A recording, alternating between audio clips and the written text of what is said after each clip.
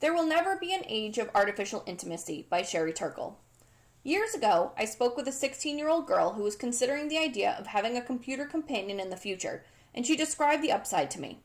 It's not that the robot she'd imagined, a vastly more sophisticated Siri, was so inspiring. It's that she'd already found people to be so disappointing.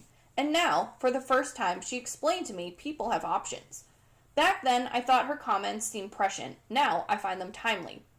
There are people who have tried to make friends, but stumble so badly that they've given up, she said. So when they hear this idea of robots as companions, well, it's not like a robot has the mind to walk away or leave you or anything like that. This girl has grown up in the time of Siri, a conversational object presented as an empathy machine, a thing that could understand her. And so it seemed natural to her that other machines would expand the range of conversation.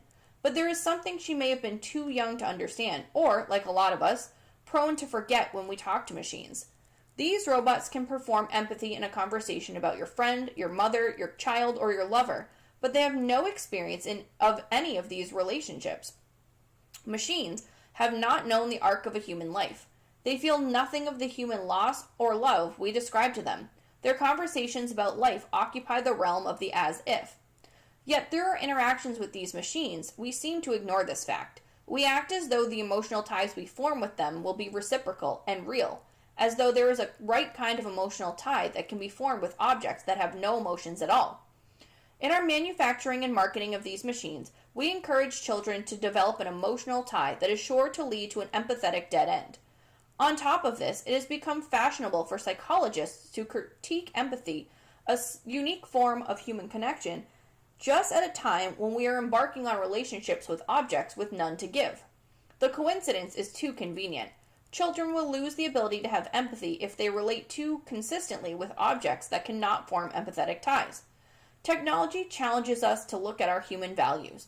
We can try to use technology to cure Parkinson's or Alzheimer's, which would be a blessing, but that blessing is not a reason to move from artificial brain enhancement to artificial intimacy.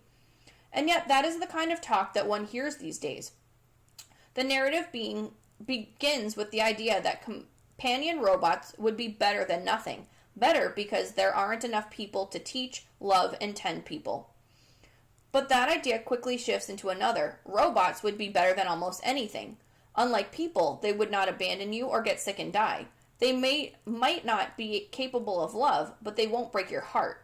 From better than nothing to better than anything, these are stations on our voyage to forgetting what it means to be human. But the forgetting begins long before we have a robot companion in place. It begins when we even think of putting one in place. To build the robots, we must first rebuild ourselves as people ready to be their companions. In early May, I was filmed for a documentary about technology and humanity. The director, Bennett Miller, shows me video clips from interviews he's done with some of the world's most famous futurists. Danny Hillis, Ray Kurzweil, Kevin Esvelt. Again and again I hear, there are not enough people to care for the elderly. Naturally, robots will do that job. There is an epidemic of loneliness. Robots will make this a thing of the past. People crave immortality. Our re-embodiment in machines will make that possible. And above all, this. It is our nature, our human nature, to evolve toward our maximum potential. It is our human destiny to evolve into the supercognitive beings of a robotic future. I've heard it before, but still I'm rattled. I stand accused by my happy technologist colleagues and their unrelenting enthusiasm. Accused of what? Species chauvinism, I suppose. My colleagues make assumptions about the future of being human, with which I am not comfortable. First, that it is our human nature to want to evolve toward being more than human, and ultimately immortal. The steps to get there are small. We will want to cure brain diseases, and from there we will want to have superior brains, and from there we will want our brains to live forever. I am an outsider to these cheerful pronouncements, which are not so much a conversation about human values as a technological ideology about what post-human values should be. Ironically, to deny the need for death is to deny the humanness of having real conversations about it. Technologists present us with artificial intelligence, and in the end it made us look differently and more critically at the kind of intelligence that only people have. It is an intelligence that is tempered with knowledge of our bodies, of our place in families and history. Now, science goes a step further and presents us with artificial intimacy, yet another form of AI. Again, this is an intimacy that does not make room for human empathy or what human beings and their bodies experience as the fear of death, loneliness, illness, pain. We diminish as the seeming empathy of the machines increases.